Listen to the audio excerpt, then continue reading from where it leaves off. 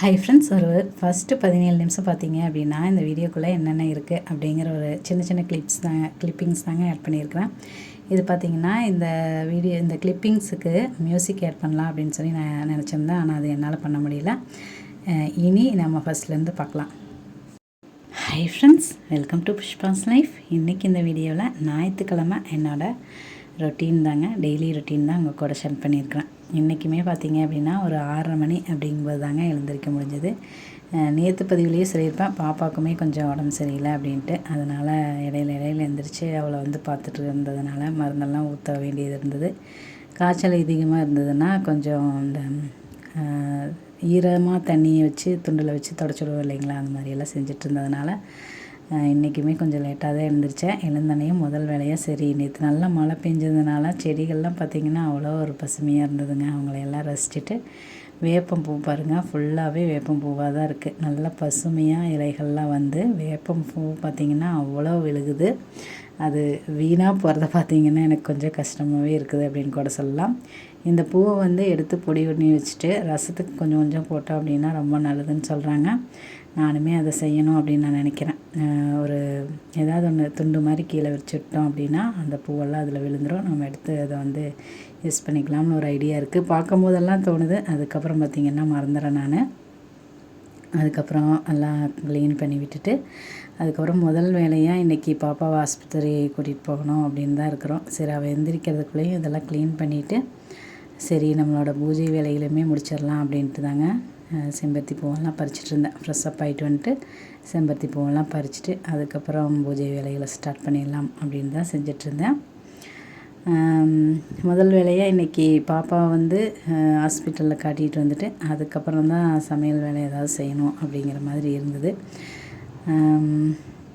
இன்றைக்குமே எப்பவும் போலயே தான் எனக்கு கிடைச்ச இந்த வாய்ப்பு எல்லாத்துக்குமே கிடைக்கணும். இந்த உலகத்தில் பிறந்த ஒவ்வொரு உயிருக்கும் அந்தந்த உயிருக்கு என்ன நல்லது நடக்கணுமோ அதை நடக்கணும் அப்படின்னும் மனமாற இன்றைக்குமே இறைவன்கிட்ட பிரார்த்தனை பண்ணியாச்சுங்க.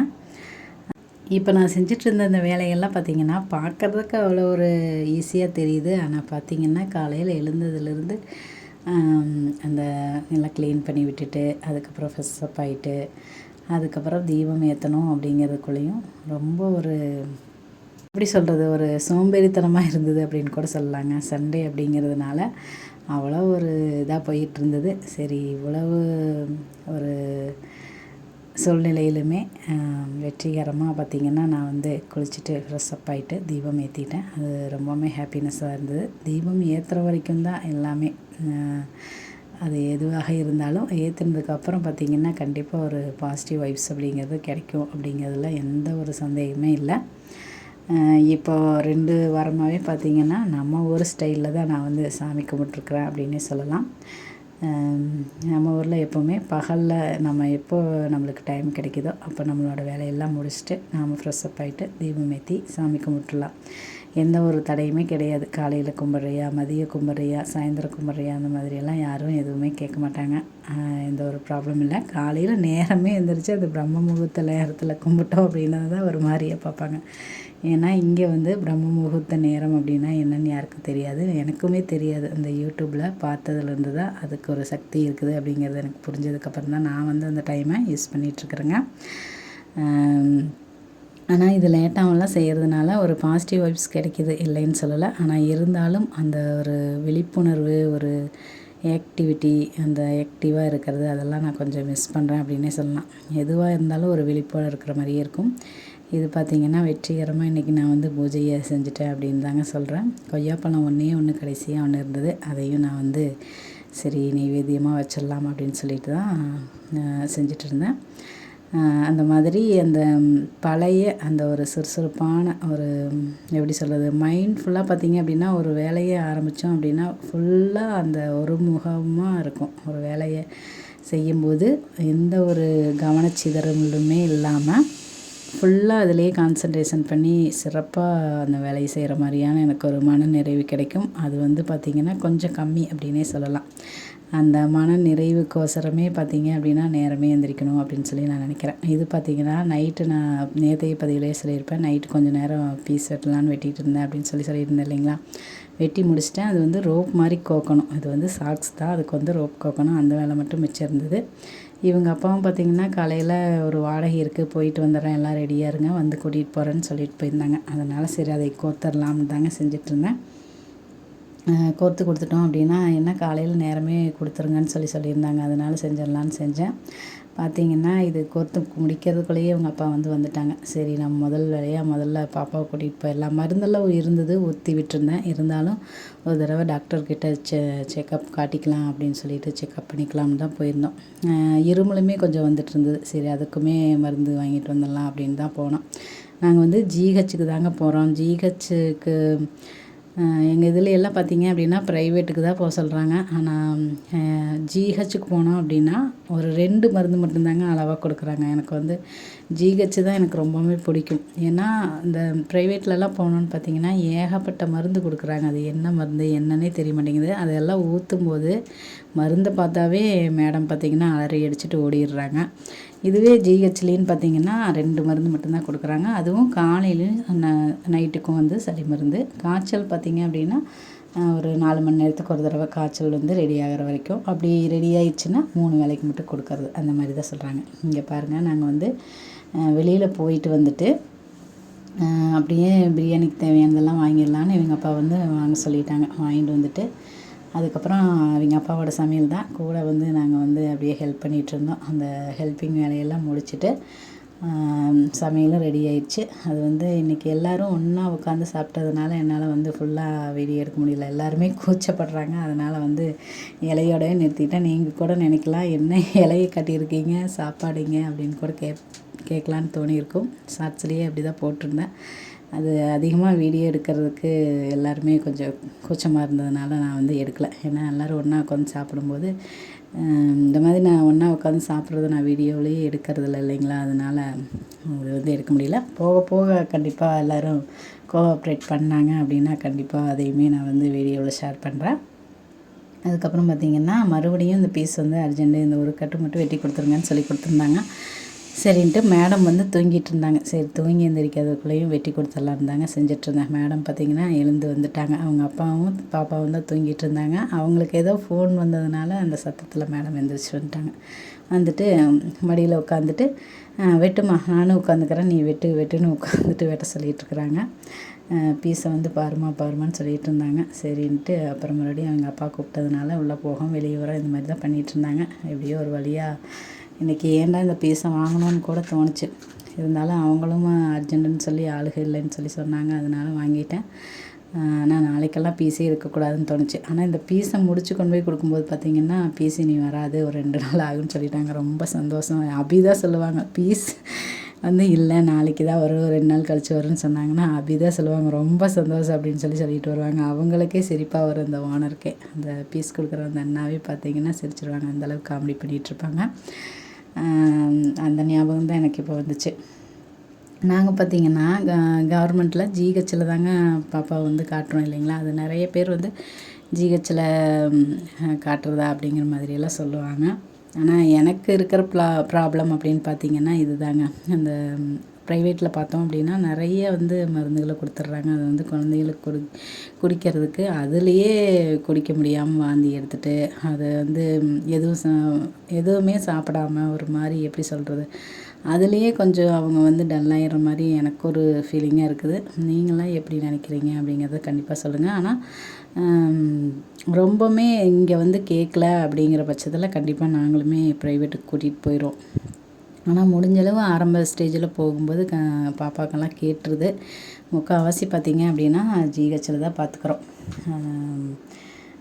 எனக்கு பார்த்திங்க அப்படின்னா அந்த 2 மருந்து மட்டும் கொடுத்தாங்க அப்படின்னா அதை அவங்க 3 நேரம் கூட சொல்கிறதில்ல. சளி மருந்து பார்த்திங்கன்னா காலையிலையும் நைட்டுக்குன்னு சொல்கிறாங்க. காய்ச்சல் மருந்து அப்படின்னா இன்னும் ஒரு வேலை சேர்த்து சொல்கிறாங்க. அவ்வளோதானே தவிர வேறு எந்த ஒரு இதுவுமே இல்லை. குழந்தைகளுக்கும் ஈஸியாக அந்த மருந்தே குடிக்கிறது கொஞ்சம் இதாக தான் இருக்குது. இருந்தாலும் ஈஸியாக கொஞ்சம் ஒரு மருந்து 2 மருந்துங்கும்போது நம்ம கொஞ்சம் அவங்களுக்கு சிரமம் இல்லாமல் கொடுக்குற மாதிரி இருக்குது. அவங்களும் பார்த்திங்கன்னா அந்த வாமிட் பண்ணுறது அந்த மாதிரி விஷயங்கள்லாம் கொஞ்சம் இல்லாமல் இருக்குது. அதனால் எனக்கு அது ஜிஹெச் போகிறதுல எனக்கு இப்படி ஒரு அபிப்பிராயம் எனக்கு இருக்குது. நீங்கள் இந்த மாதிரின்னு சொல்லுங்கள். இது ஒரு கௌரவ பிரச்சனையை கூட நிறைய பேர் சொல்கிறாங்க. ஒரு 3 நாளைக்கு மட்டும் கொடுத்துட்டோம் அப்படின்னா எல்லாமே சரியாயிடுது. இங்கே பக்கத்தில் இருக்கிறவங்க பார்த்தீங்க அப்படின்னா, நானும் நிறைய பேர்த்துக்கிட்ட சொல்லியிருக்கேன். எங்கே பார்க்குறீங்கங்கும்போது இந்த மாதிரி ஜிஹெச்சில் பாருங்கள், அதுவே போதும் அப்படின்னு சொன்னோன்னா, அது ஒரு இதாகவுமே நிறைய பேர் நினச்சிக்கிறாங்க. அதுலேருந்து நான் சொல்கிறதையே விட்டுட்டேன். இந்த வீடியோ பார்க்குற நீங்கள் யாராவது இந்த மாதிரி போயிட்டுருந்தீங்கன்னா நீங்களுமே என் கூட ஷேர் பண்ணுங்கள். நான் வந்து ப்ரைவேட்டில் பார்க்கக்கூடாது அப்படிங்கிறத சொல்ல வரல. முடியாத பட்சத்துக்கு கண்டிப்பாக நம்ம பார்த்து தான் ஆகணும். ஏன்னா இப்போ இருக்கிற கவர்மெண்ட்டில் பார்த்தீங்க அப்படின்னா அவ்வளோ ஒரு ப்ரைவேட் மாதிரி அந்தளவுக்கு வந்து வசதிகள் இல்லை. ஆனால் முடிஞ்சளவு நம்ம கொஞ்சம் ஒரு ஆரம்ப ஸ்டேஜில் அந்த மாதிரியெல்லாம் போகும்போது அது வந்து சரியாயிக்குது. நீங்களுமே கூட அந்த மாதிரி ட்ரை பண்ணி பாருங்கள். எனக்கு வந்து என் மனசில் என்ன தோணுதோ அதை தான் நான் செய்கிறேன். அதை தான் உங்களுக்குமே நான் வந்து வீடியோவில் ஷேர் பண்ணுறேன். இது எந்தளவுக்கு ஏற்புடையதாக இருக்குது அப்படிங்கிறதையும் கண்டிப்பாக நீங்கள் வந்து கமெண்ட்ஸில் என் கூடயுமே ஷேர் பண்ணுங்கள். பாப்பாவுக்கு பார்த்திங்கன்னா காய்ச்சல் வந்து கம்மியாயிடுச்சு, ஃபீவர் வந்து கம்மியாயிடுச்சு. இருந்தாலும் இன்னொரு நாளைக்கு சரி கொடுக்கலாம் அப்படின்னு சொல்லிட்டு ஒரு 3 நாள் கொடுத்துட்டு அதுக்கப்புறம் விட்டுடலாம் அப்படின்னு தான் இருக்கிறோம். இதை பற்றி நான் வந்து சொல்லணும்னு நினச்சேன். அதனால தான் நான் வந்து ஷேர் பண்ணிட்டேங்க. நீங்கள் என்ன நினைக்கிறீங்க அப்படிங்கிறதையும் கண்டிப்பாக கமெண்ட்ஸில் சொல்லுங்கள். வருண் பிறந்தப்பவுமே பார்த்தீங்க அப்படின்னா அவனுக்குமே இந்த ப்ரைவேட்டில் பார்த்தோன்னா கேட்கவே கேட்காது. இந்த மாதிரி ஜிஹெச்சில் கொடுக்குறத போய் பார்த்தோம் அப்படின்னா அவனுக்குமே கேட்கும், தம்பிக்குமே கேட்கும். அதனாலேயே பார்த்தீங்க அப்படின்னா எனக்குமே கூட நான் வந்து இப்போல்லாம் ஜிஹெச் தான் போய்க்கிறேன்.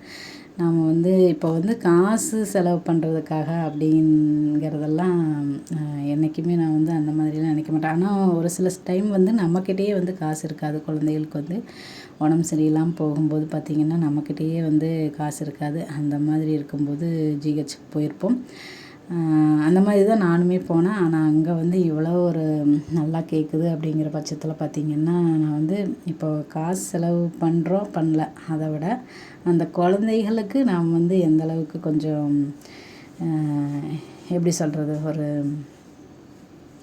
சீக்கிரம் ரெடியாகிறதா இருக்கலாம், இல்லைன்னா ஒரு பாதிப்பு இல்லாத மாதிரி இருக்கலாம். எனக்கு தெரிஞ்ச விஷயங்களை தான் நான் உங்கள் கூட ஷேர் பண்ணுறேன். அந்த ப்ரைவேட்லலாம் நான் போகும்போது பார்த்திங்கன்னா ஏகப்பட்ட டெஸ்ட்டு பண்ணுவாங்க அங்கேயே. அதுலேயுமே நிறைய சொல்லுவாங்க. அதுவும் இல்லாமல் மருந்துகளும் பார்த்திங்கன்னா நிறைய கொடுத்துருவாங்க. அதுவும் இல்லாமல் ப்ரைவேட்டில் போனோம் அப்படின்னா காலையில் போனோம் அப்படின்னா ஒரு மதியத்துக்கு மேலே ஆயிரும், அவ்வளோ ஒரு லேட் ஆகுது. ஆனால் கவர்மெண்ட்டில் பார்த்திங்க அப்படின்னா சீக்கிரமாக பார்த்துட்டு சீக்கிரம் டக்குன்னு வந்து மருந்து கொடுத்துட்றாங்க. நாமளும் கவனமாக ஒரு சில விஷயங்களெல்லாம் என்ன நமக்கு இருக்குது அப்படிங்கிறதையும் கவனமாக சொல்லி அவங்கக்கிட்ட கேட்டுக்கலாம். அந்த மாதிரி எனக்கு பார்த்திங்கன்னா ப்ரைவேட்டை விடவே எனக்கு இது ரொம்பவுமே பிடிச்சிருக்கு. இந்த மாதிரி உங்களுக்கு இதெல்லாம் அந்த மாதிரி இருக்குது அப்படிங்கிறத கண்டிப்பாக சொல்லுங்கள். எங்கள் அக்கா பார்த்திங்க அப்படின்னா ப்ரைவேட்டை விட கவர்மெண்ட்டில் தான் வந்து சொல்லுவாங்க.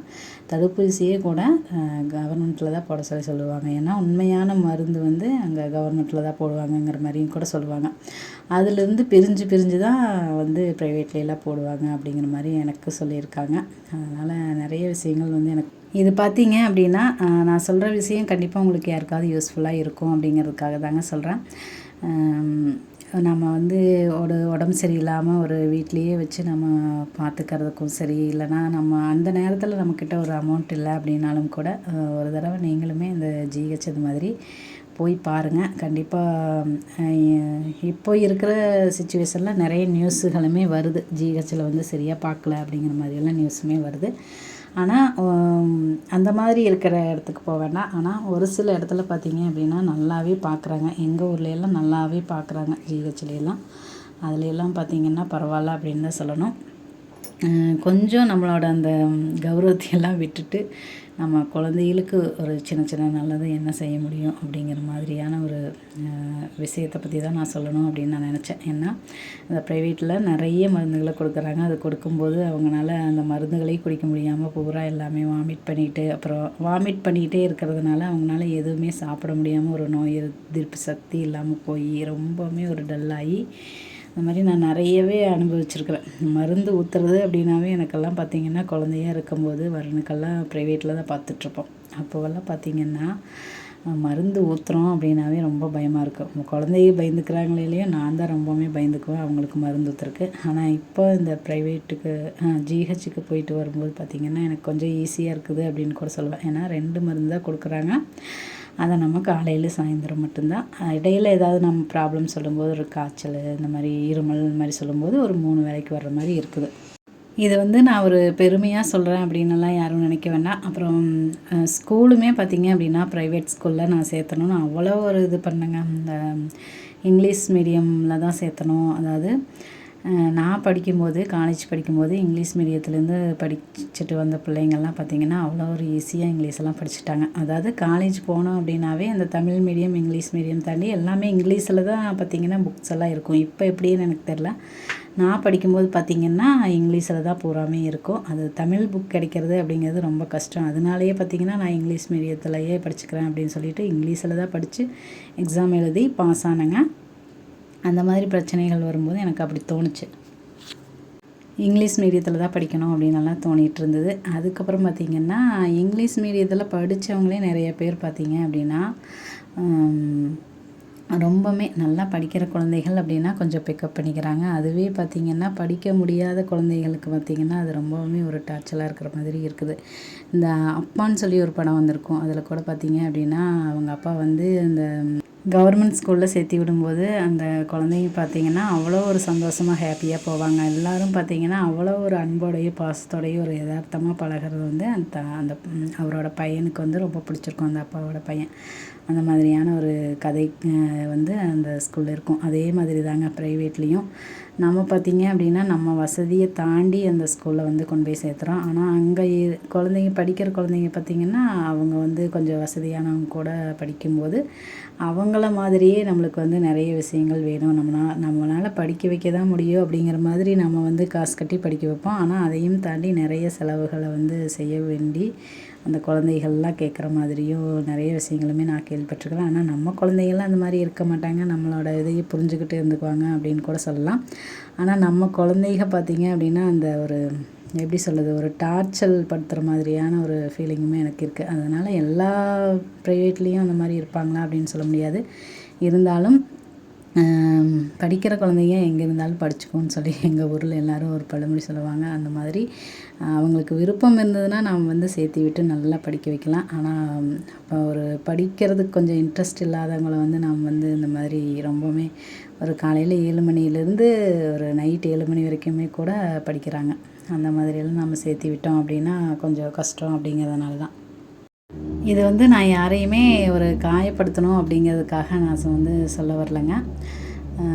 ஒரு சில விஷயங்கள் நம்ம கொஞ்சம் பார்த்து செய்கிறது அப்படிங்கிறது ஒரு குழந்தைகளுக்கும் சரி நமக்கும் சரி ஒரு எளிமையான ஒரு வழியை உருவாக்கிறது அப்படிங்கிறதுக்கு உண்டான ஒரு யோசனையாக இருந்திருக்கும் அப்படிங்கிறதுக்காக தாங்க நான் சொல்ல வந்தேன். மற்றபடி உங்களுக்கு நம்மளோட சக்திக்கு மீறி சில விஷயங்களை நாம் செஞ்சுட்டு அதுக்குள்ளே ஒரு ஸ்ட்ரெஸ்க்குள்ளே போயிட வேண்டாம் அப்படிங்கிற மாதிரியான ஒரு இதில் தான் நான் சொல்கிறேன். மற்றபடி உங்களுக்கு எந்த ஸ்கூலில் படிக்க வைக்க விருப்பமோ அந்த மாதிரியெல்லாம் படிக்க வைங்க.